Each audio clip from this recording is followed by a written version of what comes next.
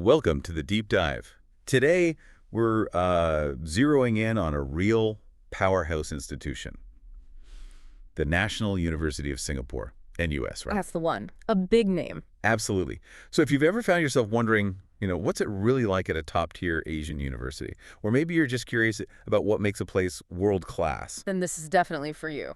Exactly. We've pulled together a whole stack of sources, guides, scholarly articles, student experiences, the latest data, everything. Yeah, a real mix. Our mission, to give you the full picture of NUS, from its global ranking right down to daily student life, and, importantly, the challenges, the stuff that's maybe not in the shiny brochures. And what's compelling, I think, is blending all these different viewpoints. We're aiming for something holistic, going beyond just, the rankings. Right, giving you a proper understanding of a place this complex. Mm-hmm. Okay, let's jump right in then. NUS. Yeah.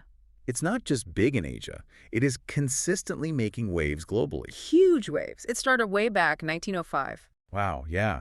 And it's evolved massively. Now it's this world-class research university.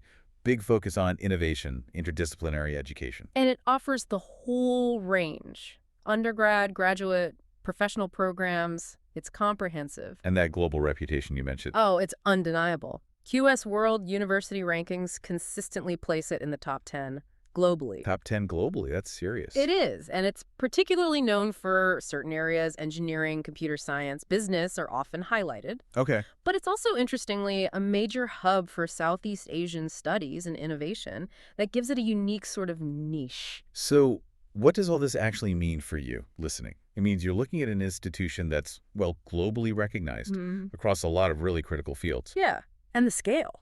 Right. It's huge. Over 45,000 students. 45,000, wow. From over 100 countries. So it's incredibly diverse. And the employment stats, I saw something pretty impressive. That's right. Get this.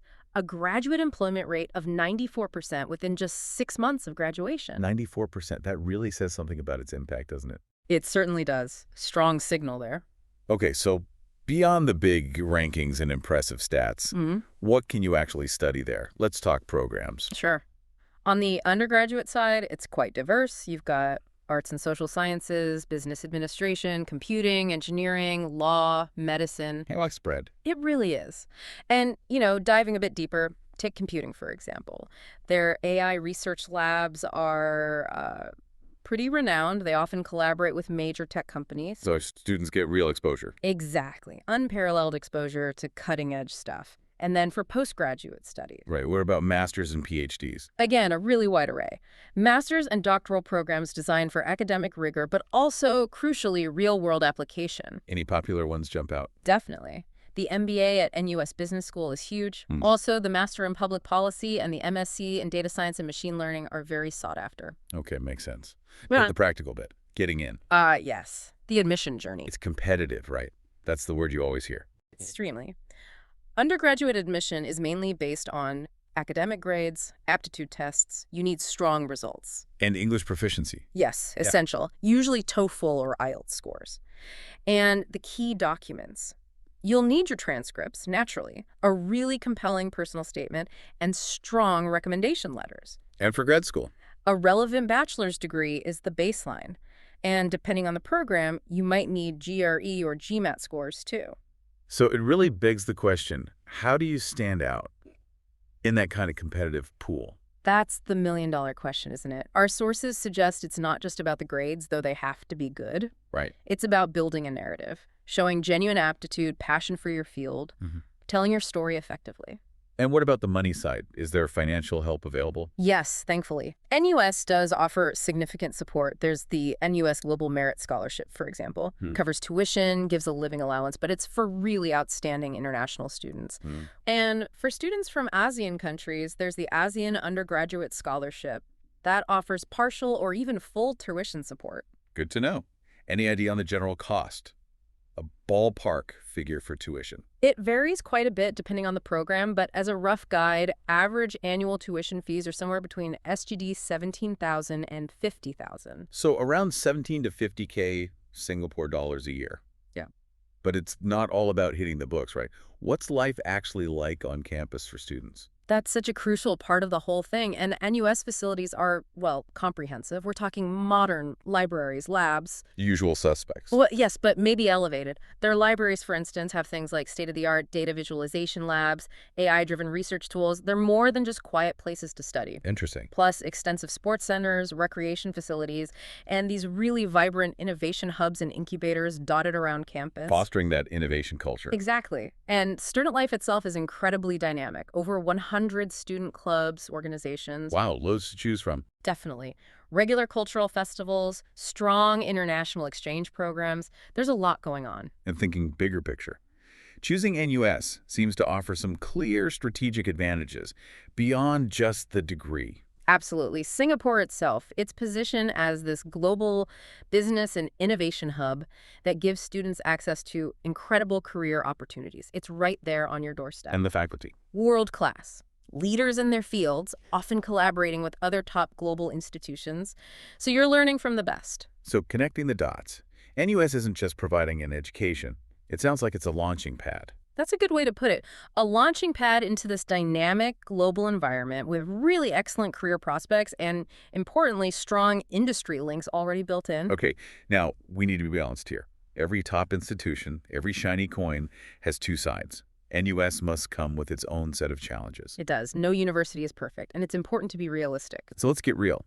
What are some of the common hurdles students might face there? Well, looking at the data, expert opinion, student feedback, about 6 common themes emerge. First, that admission pressure we talked about.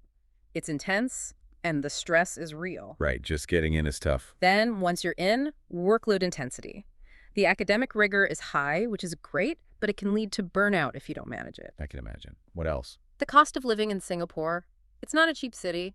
Accommodation, food, transport, it all adds up. That's a big practical concern. Definitely. For international students, cultural adjustment can also be a factor.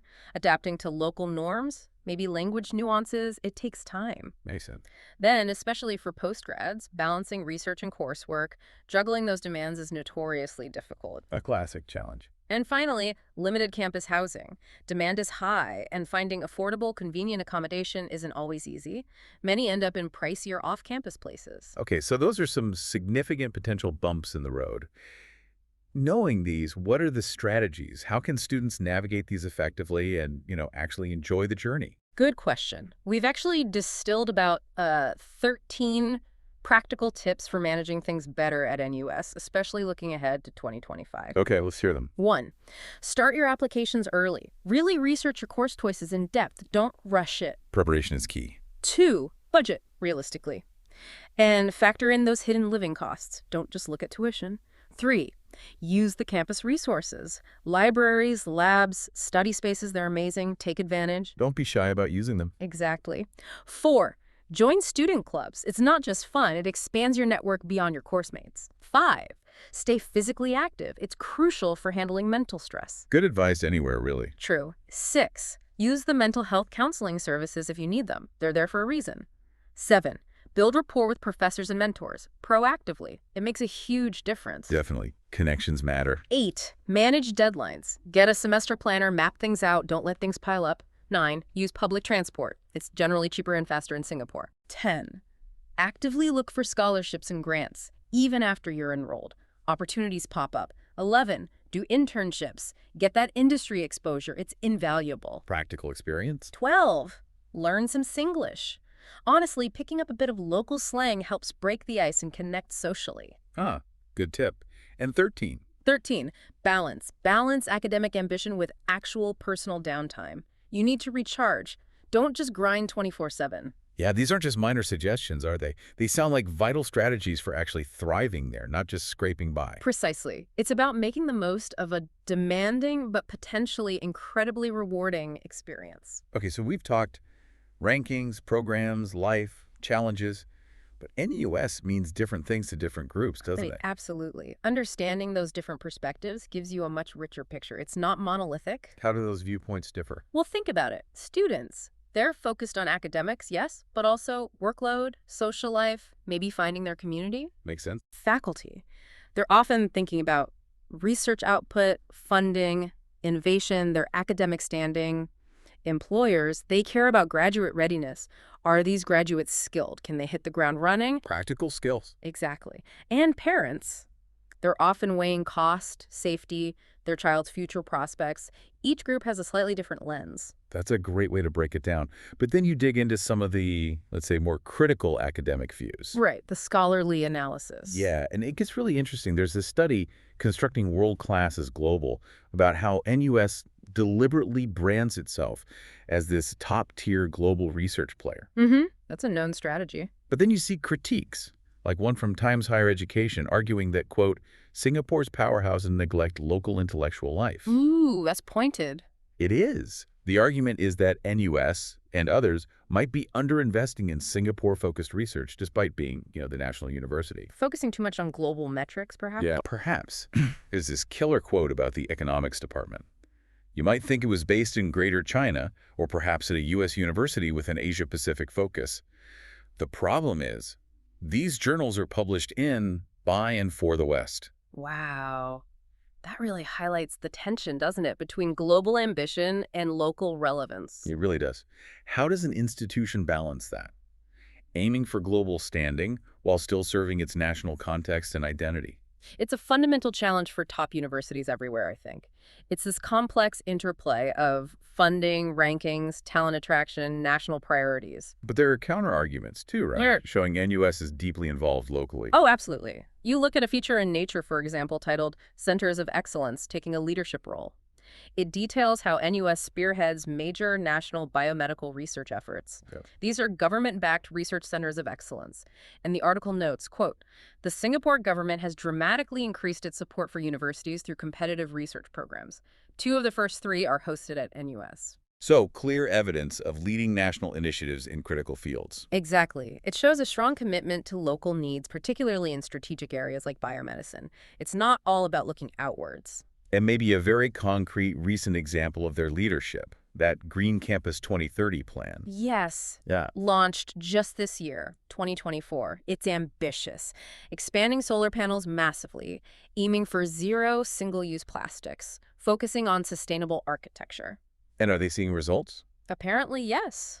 Early reports show a 12% reduction in energy consumption in the first year, and they've cut food waste by 20% using AI systems in dining halls. 20% food waste reduction. That's impressive. It really is. And the whole initiative is now being looked at as a potential model for other universities in Asia. So that's leadership in a different but very important domain, sustainability. Right. Okay, so we've covered a lot of ground here. We've journeyed through NUS from the shiny rankings and wide range of programs. To the very real challenges students face on the ground, the tips for navigating those. And even touching on these bigger societal critiques and counterbalancing that, their cutting-edge sustainability work. Yeah.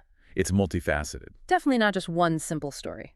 Hopefully for you listening, you've gained a truly well-informed, multidimensional view of this powerhouse institution. Yeah. Something beyond just the headlines. Yeah, that's the goal.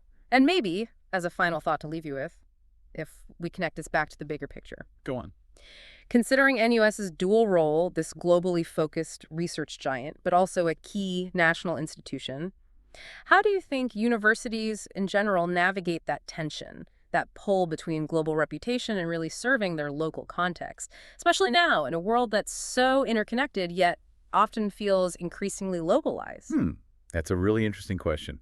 Balancing the global stage with local roots. It's something many institutions are grappling with. Definitely something to mull over as you go about your day. We hope you enjoyed this deep dive into the National University of Singapore.